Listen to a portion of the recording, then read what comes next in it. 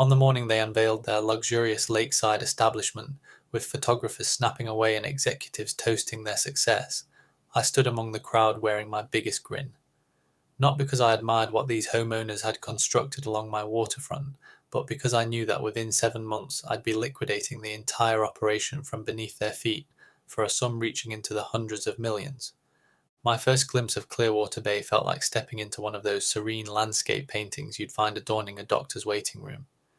Everything appeared bathed in gentle hues and tranquil waves, wrapped in a silence so profound you could almost taste it. The lake extended in graceful curves, embraced by dense woodland and several weathered piers that drooped into the silt like drowsing hounds. The entire area carried fragrances of damp soil and evergreen needles, plus something ancient and unhurried compared to our modern world. I understood immediately that this would become my forever home if circumstances allowed. 3 decades of meticulous financial planning had brought me to this moment. Decades of packed lunches, foregone holidays, and claiming overtime shifts others avoided. Finally, at long last, I possessed the means. The plot was modest by typical standards, barely encompassing 1 acre with a slender waterfront strip, an aging angler's cabin leaning against the tree line as if one strong gust might topple it, and a wobbly pier that tilted sideways whenever breezes picked up. Yet it belonged to me. No monthly payments, no property managers, no furious apartment dwellers stomping overhead at 2 in the morning. Simply myself, my property, and the water. The gentleman who transferred ownership was called Frank Morrison, a weather-beaten veteran who'd resided here for 7 decades and cast lines in these waters alongside his father before him. Frank clasped my hand on closing day, advised me to stay alert for snapping turtles around the northern inlet, and cautioned me that the lake's sole requirement was straightforward. Treat it with reverence and it would return that respect. Nobody mentioned any homeowners association, not a hint, not a single provision. It was simply earth, honest and unencumbered. Or so I believed. Those initial months delivered everything I'd envisioned. Dawn expeditions in a dented aluminum rowboat, vapor rising from the surface like phantom tendrils, afternoons blazing paths and splitting kindling, evenings observing constellations emerge so dense and near you felt you might tumble skyward if you gazed too intently. My sole companions were scattered households, primarily elderly residents like Frank, who acknowledged me from their verandas but generally minded their own affairs. It was flawless, absolutely flawless, until the newcomers descended. The transformation began gradually at first. Gleaming vehicles started churning dust along our gravel entrance road. Construction workers hammered and buzzed around the clock. Where forests once stood, enormous residences sprouted with massive outdoor spaces and stone fireplaces, all squeezed as near the water's edge as possible without toppling in. These fresh families sported crisp casual wear and athletic attire, conducted loud telephone conversations about investment portfolios and land values, and behaved as though they'd personally discovered our lake. It didn't take long before whispers circulated regarding an enhancement program led by the wealthiest newcomer, a gentleman named Marcus Kane, who'd accumulated his wealth through commercial property development and maintained a tan so consistent it appeared professionally applied.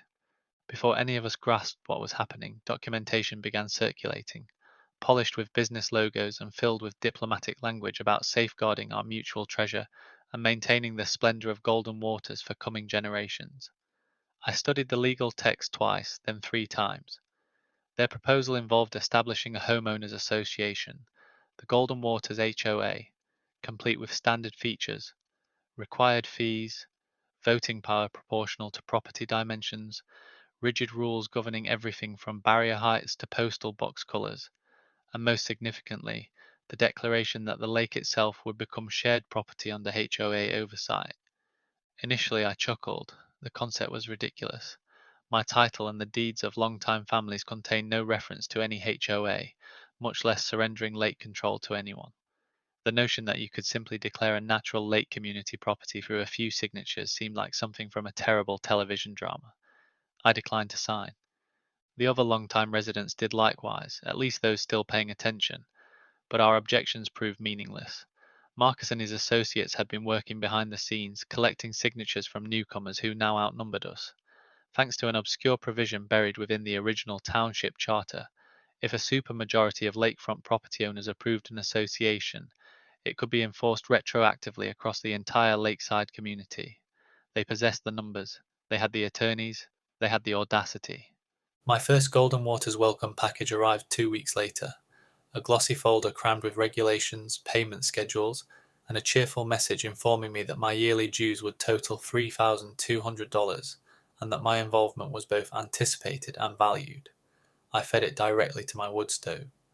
2 days following that, a construction crew appeared at my shoreline without even knocking. They unloaded timber, electric tools, and concrete mix.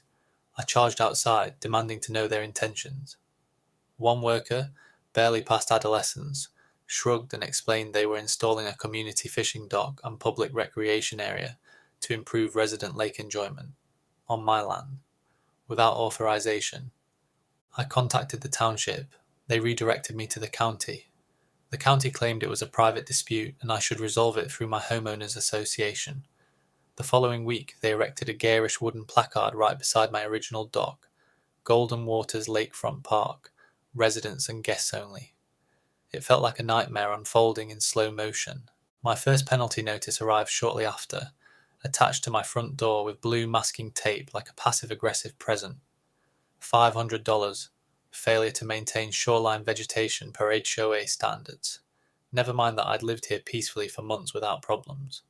Never mind that the alleged vegetation was a cluster of indigenous wildflowers that had existed since Frank's grandfather's era.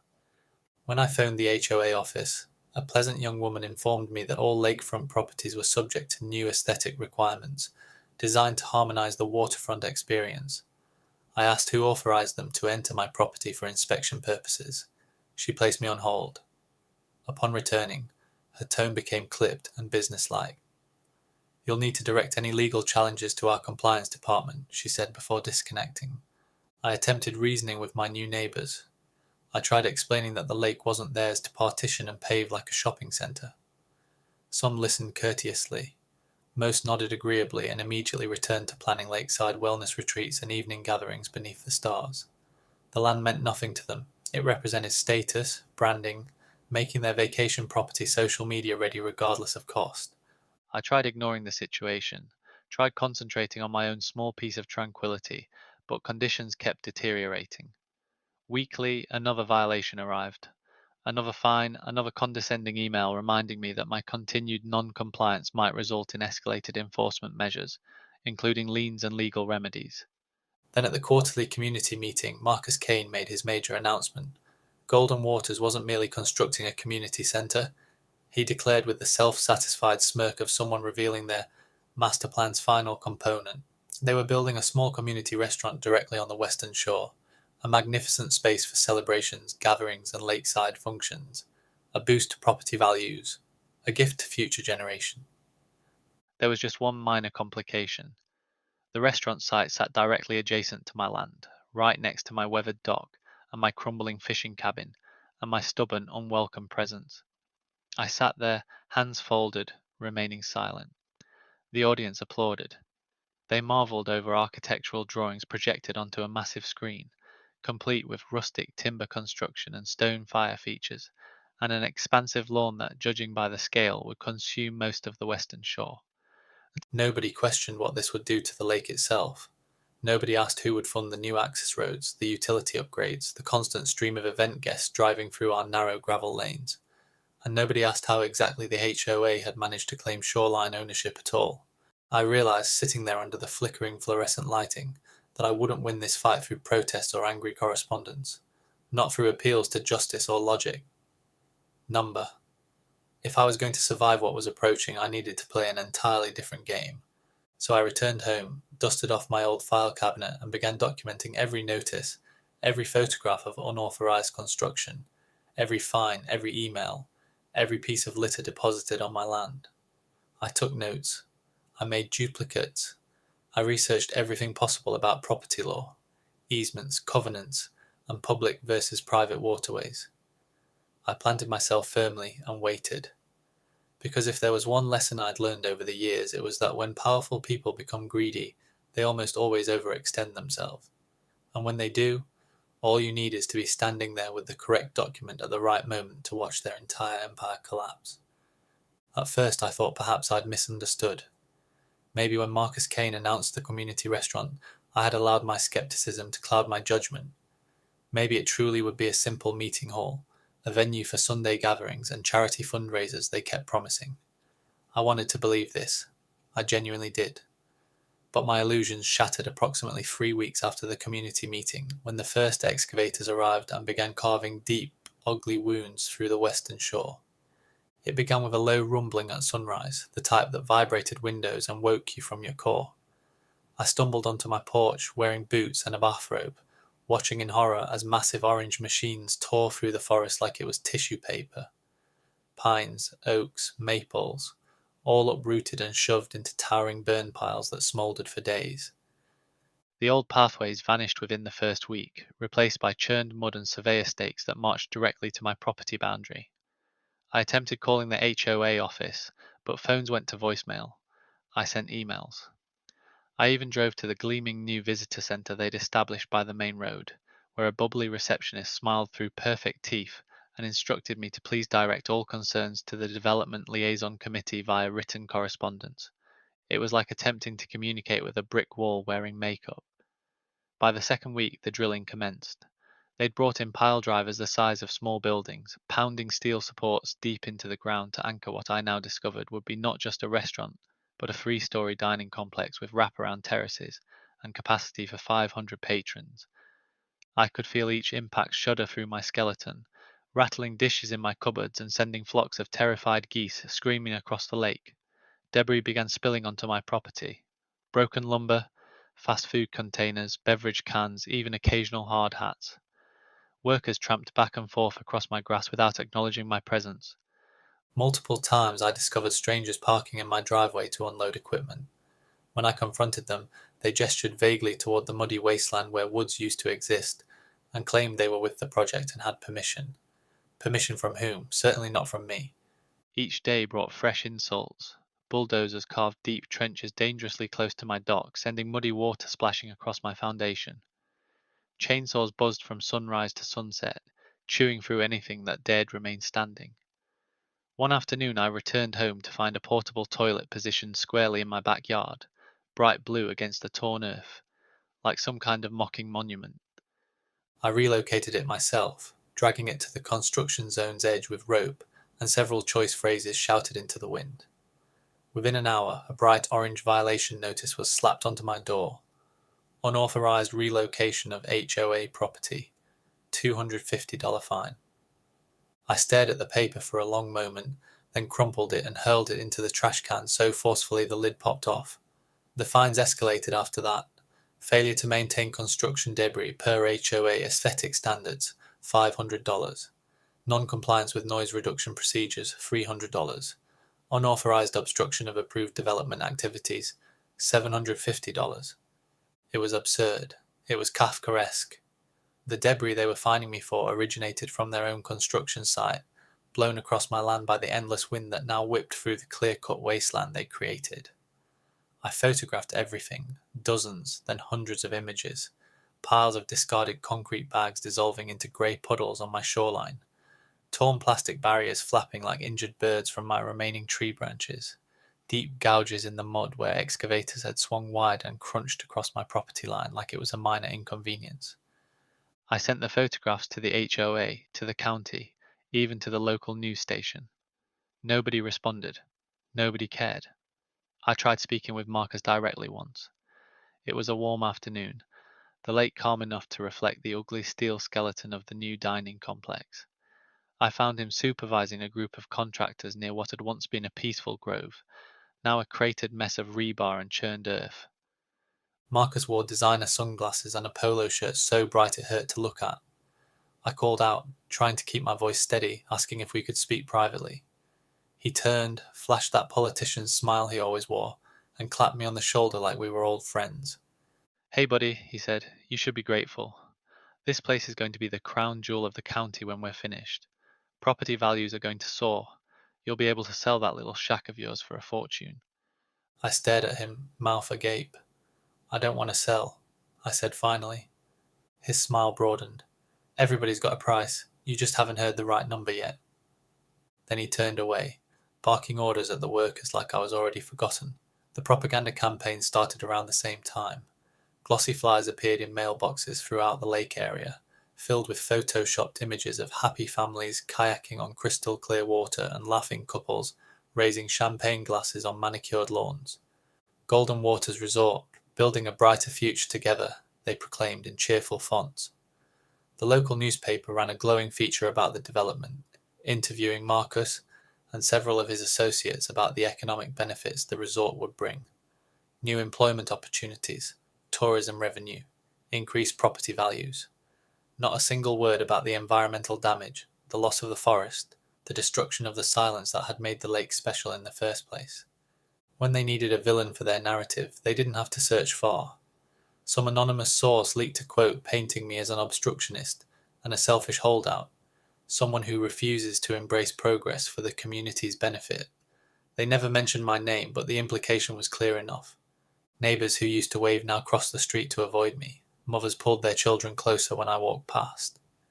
Even the long-time families, the ones I thought might understand, remained silent, intimidated by the tidal wave of money and momentum Marcus and his HOA machine had generated.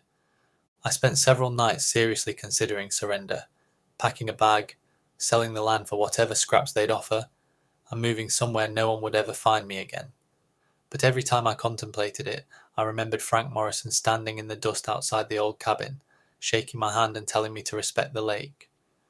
I remembered the mornings in my rowboat, the sun rising pink and gold over the mist, the loons calling across the water. And I remembered that this place had survived wars, droughts, fires and falls far bigger than Marcus Kane. It would survive him too. I just needed to find a way to help it. So I called an attorney, a real bulldog, the kind of man who wore suits 2 sizes too large and spoke like every conversation was a cross-examination. His name was Robert Thornton. After I dumped a folder of fines, photos and documents onto his desk, he leaned back in his chair, steepled his fingers, and smiled like a man who'd just discovered a fresh bear trap. "You might have something here," he said, "maybe more than you realise." He started investigating, pulling property records, old survey maps, dusty deeds yellowed with age. One afternoon, as rain pounded against the windows of his cramped office, he pushed a cracked leather folder across the desk toward me. "Found something interesting," he said. "1897 land covenant tied to Clearwater Bay, buried deep in the original township filings, never properly rescinded." I opened the folder, heart racing. Inside, written in the tight, spidery script of a century past, was a legal agreement signed by the descendants of the original settlers. It stated, in no uncertain terms, that any party owning a contiguous portion of the western lakefront, specifically the Strip, running from Morrison's Point to Pine Hollow, held exclusive rights to the water, the mineral resources beneath it, and the access thereto, a right that passed automatically to any subsequent deed holder unless specifically revoked. I traced the description with a trembling finger. Morrison's Point, that was Frank's old fishing spot. My land, my deed. Robert tapped the paper with one thick finger. "If this covenant still stands," he said, "then technically you don't just own your little strip of shoreline. You own the lake access itself, and anyone operating commercial enterprises on it without your permission." He let the sentence hang heavy and full of meaning. I looked out the window past the battered signage in the weedy parking lot, and saw it as clearly as if it had already happened. Marcus Kane's gleaming resort standing proudly over a lake they no longer had any legal right to use. A house of cards built on stolen sand. And me, the man with the one piece of paper that could bring the whole damn thing crashing down. When I first read that covenant, I thought maybe it was too good to be true. A lot can change in over 100 years, and I figured there was some legal loophole, some dusty court case that had already neutered its power. But Robert Thornton was thorough, and over the next few weeks he dug into every record, every proceeding, every amendment and plat filing he could find. Each day I would receive a terse email or phone call from his office, a breadcrumb trail of confirmations that led inevitably to one staggering conclusion. The 1897 covenant had never been revoked, never even properly contested. It still held full legal weight. In the eyes of the law, my tiny battered strip of lakeshore controlled the mineral rights, the access rights, and the commercial usage rights for the entire body of water. Every dock, every kayak rental, every luxury pontoon cruise that the HOA had planned was technically dependent on my permission, and they didn't have it. Robert leaned back in his chair one rainy afternoon, steepling his fingers like a man savouring the slow unfolding of a perfect trap. Their entire project, he said, is built on a foundation they don't own, like building a castle on a neighbour's sandpit and hoping no one notices. I stared at the blueprints he had spread out over his desk, overlays of the current resort development against the historic property lines. Their main dining complex, their biggest selling point, was sitting on top of what amounted to stolen ground. I could have marched into court right then, slapped them with a cease and desist, and brought the whole operation screeching to a halt. Part of me burned to do it, to watch the smug smiles wiped off their faces. But Robert held up a hand, stopping me before I could say the words. "Wait," he said. "Wait and let them finish." At first it sounded crazy. Why let them pour millions more into a project we could crush now? But Robert explained with the patience of a man laying out chess strategy to a half-drunk cousin at Thanksgiving. Right now they had sunk costs, big ones, sure, but manageable. Construction loans, development fees, marketing expenses. If we moved now, they might pivot, settle, find a workaround. But if we waited, if we let them finish, let them cut ribbons and pop champagne and book their first 100 events, then they would have something truly valuable, something they couldn't afford to lose. And that, Robert said with a glint in his eye, was when we would strike. Not for a few fines, not for a settlement, but for ownership, for control, for real money. So I waited. I waited while the resort grew like a tumour on the lakeshore, a sprawling monstrosity of faux rustic beams, imported stone facades, and manicured sod lawns rolled out like green carpets. I waited while the HOA sent out smug newsletters boasting about the upcoming grand opening of Golden Waters Resort and Dining Complex, complete with ticketed wine tastings, private boat tours, and corporate retreat packages. I waited while they installed gas lamps along the shoreline, rebuilt the old dock into a glittering marina, and dredged the northern cove to make way for a luxury swimming beach, complete with rentable cabanas. Every nail they hammered, every tree they felled, every glossy poster they printed was another strand in the web tightening around them. They thought they had won. Marcus Kane strutted around the lake like a king surveying his domain, hosting hard hat tours for investors and county officials, smiling for the cameras with a cocktail in one hand and a vision in the other. The other board members preened and bragged at every neighbourhood gathering, dropping hints about the inevitable property value surge and suggesting that maybe, just maybe, the old-timers who had resisted might want to consider cashing out while prices were still climbing. I played my part well. I stayed quiet. I nodded and smiled and attended the occasional HOA meeting, sitting silently in the back while they patted themselves on the back and toasted their own brilliance. When the grand opening finally arrived, it was a spectacle. The whole lakeshore was festooned with white and gold banners proclaiming, "Welcome to Golden Waters Resort." A brass band blared from a temporary stage. Food trucks lined the access road, slinging overpriced tacos and artisanal lemonade. News crews set up cameras on the hill overlooking the marina, jockeying for the best shot of the ribbon-cutting ceremony. The board members wore matching embroidered polo shirts, each clutching a pair of oversized novelty scissors like generals about to carve up the world. Marcus took the microphone and launched into a speech so full of self-congratulation, it was a wonder he didn't sprain his shoulder patting himself on the back. "This," he declared, sweeping his arm wide, "is the future, a beacon of community, of prosperity, of everything we can accomplish when we work together."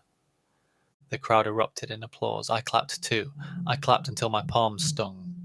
Because what none of them knew, what none of them had bothered to ask, was that beneath their feet, beneath the polished boards of the marina and the imported pavers of the plaza, beneath the glimmering water where the new jet skis bobbed impatiently, was a century-old piece of paper with my name written all over it.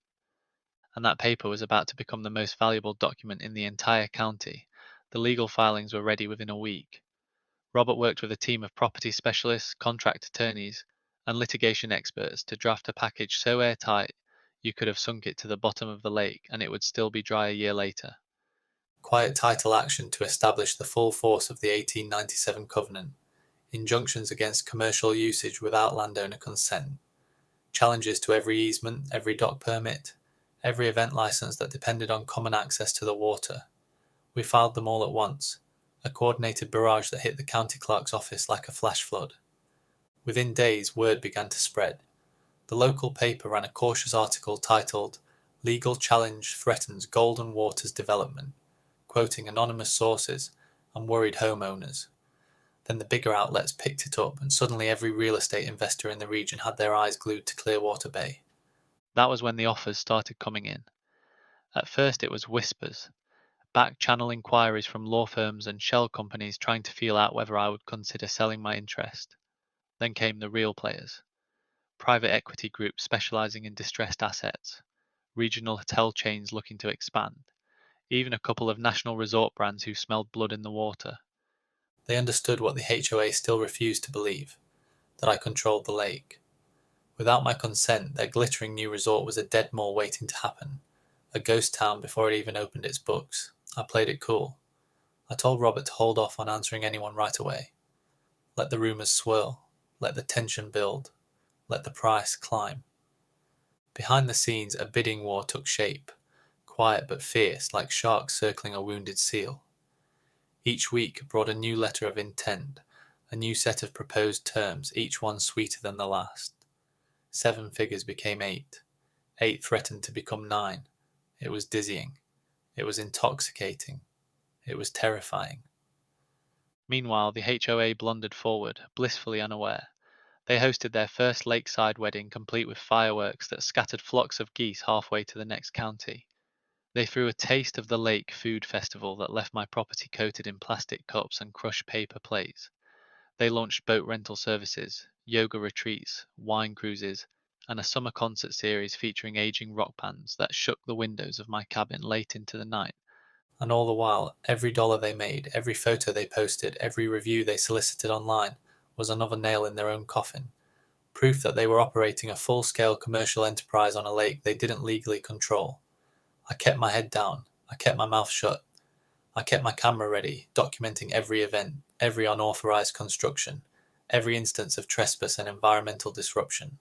And when the time was right, when the offers hit a number so obscene I had to double-check it just to believe it, I nodded to Robert across his cluttered desk and said the words I'd been waiting months to say: sell it.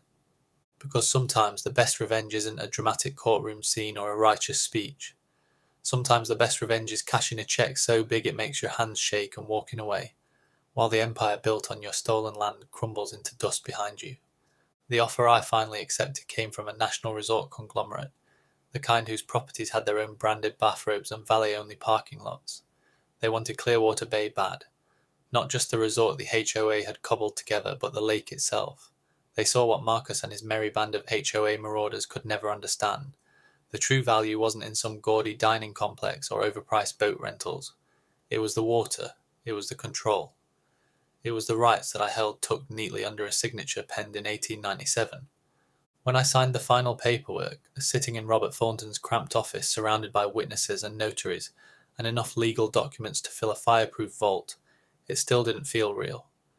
Even when the wire transfer hit my bank account, a number so massive it made me lean back in my chair and laugh like a madman, it still felt like a dream. Hundreds of millions of dollars. Enough money to buy my own private island. Enough money to never work another day in my life. Enough money to finally stop worrying. But the real payday wasn't the deposit. It was what happened next. The new owners didn't waste time. Within 24 hours of the transaction being finalized, teams of corporate attorneys swooped down on Clearwater Bay like hawks on a crippled rabbit. Cease and desist letters were delivered by certified courier to every address associated with the Golden Waters HOA. The language was crisp, brutal, and final. Effective immediately, all commercial operations utilizing Clearwater Bay and its shores were considered unauthorized squatters on private property. All lake access was revoked pending renegotiation. All events, rentals, retreats, and commercial activities were to cease at once or face legal action. The resort's grand calendar, carefully planned for a year in advance, crumbled overnight. Weddings were cancelled, leading to a flood of furious brides-to-be clogging the HOA's voicemail lines. Corporate retreats evaporated, leaving angry executives demanding refunds. The summer concert series, touted as the crown jewel of Golden Water's cultural renaissance, was abruptly suspended. The marina, the boat rentals, the wine cruises, gone, shuttered by legal order, their inventory locked up behind hastily chained fences. Marcus Kane lost his mind. He called emergency board meetings, fired off frantic letters to the county commissioners, tried everything short of standing on the street corner with a megaphone to stop the bleeding. But it was too late. He had spent millions building a glittering palace on a swamp without bothering to check if he owned the swamp. And now the swamp had a new master, a master with deeper pockets, sharper lawyers, and no sentimental attachment to the vision of community. Desperation breeds stupidity, and the HOA responded exactly as Robert predicted they would. They sued, or at least they tried to. The Golden Waters HOA filed a lawsuit claiming that the covenant was invalid, that the sale was fraudulent, that my ownership was illegitimate. They screamed to the heavens about malicious interference and unjust enrichment. It would have been hilarious if it weren't so pathetic, because in opening that door, they opened every other door they had tried so hard to keep closed. Robert countersued on behalf of the resort company, dragging into court every shady land deal, every backroom vote, every sketchy permit Marcus and his buddies had pushed through during the initial development. Depositions uncovered emails where board members joked about ramming through amendments without informing the full membership. Financial records showed HOA funds funneled into pet projects and sweetheart contracts awarded to friends and relatives. Testimony revealed that signatures on key documents were forged or gathered under false pretenses. The local media, who had once fawned over the bold visionaries of Golden Waters, turned like a pack of wolves scenting blood. Headlines screamed about fraud, about corruption, about homeowners betrayed by the very people elected to protect their interests. It was a feeding frenzy. County investigators launched inquiries. Civil suits sprang up from angry residents who had bought homes at inflated prices based on promises of a glittering lakeside paradise. Real estate agents started refusing to list properties in the development, citing reputational concerns. Banks began refusing to finance mortgages within Golden Waters, worried about the tangled mess of title claims and pending litigation. Home values, once the shining justification for every tree cut and every bird nest bulldozed, plummeted like stones tossed into the now quiet lake. As for the resort itself, the new corporate owners moved swiftly and ruthlessly. They bought out what they wanted, the prime parcels, the infrastructure they deemed salvageable, and bulldozed the rest. The gaudy dining complex was stripped down to its concrete bones and left to rot. The marina was dismantled, its shiny pontoons sold off for scrap. The fake beach was rid of its plastic cabanas and artificial palms, leaving only scarred earth and silence. The fireworks platforms, the yacht club banners, the expensive imported sod, all gone like a fever dream, vanishing with the dawn. I watched it all unfold from my porch, a mug of coffee cradled in my hands and a quiet smile on my lips. The chaos, the lawsuits, the desperate fire sales, they were none of my concern anymore. I was out, I was free. I had my money, my land, and my peace back, and nothing they could do would ever take that from me again. Marcus Kane eventually sold his mansion at a massive loss, fleeing the county under a cloud of disgrace. Last I heard, he was trying to restart his career 3 states over, peddling some new visionary development scheme to whatever suckers would listen. Most of the other board members vanished too, either bankrupted by legal fees or shunned by the very neighbors they had once ruled like petty tyrants. The fancy SUVs disappeared from the streets. The wine tastings and yoga retreats faded into memory. The bright future they had promised turned out to be a slow, grinding collapse back into the dust. And the lake, my lake, healed slowly, stubbornly, like an old wound knitting itself closed. The geese returned first, honking and squabbling on the rocky shores. Then the otters, playful and curious, darting through the reeds. The fish came back too, silver flashes beneath the surface, undisturbed by roaring jet skis or booming concert speakers. The scars of construction faded under the patient hands of rain and time. Trees grew back where bulldozers had once rumbled. Wildflowers bloomed along the banks. The water, once clouded with silt and oil, cleared until it shone like a mirror again. Sometimes, early in the morning when the mist clung low to the water and the only sound was the dip of my paddle, I would push my old rowboat out into the center of the lake and just drift. I would watch the abandoned ruins of the once grand resort crumble and rot on the far shore, the cracked pavement and rusted beams swallowed inch by the hungry woods. I would listen to the quiet thick and alive and full of secrets, and I would smile because in the end I didn't just win, I outlasted them. I buried them under the weight of their own greed. I turned their arrogance into my fortune, and I got my home back. Older, wiser, quieter, exactly the way it was meant to be. Fishing rod in one hand, coffee in the other, I watched the sun climb over the misty horizon, gilding the lake in gold, and thought about Frank Morrison, about respect and patience, and knowing when to fight and when to wait. The water lapped gently against the boat, the breeze carried the scent of pine and earth and clean air, and the ruins of golden waters crumbled in the distance like a warning whispered on the wind. Some battles you win with force, some you win with fire, but the best ones, the sweetest victories, you win by standing still and letting the world collapse around you. And I had all the time in the world.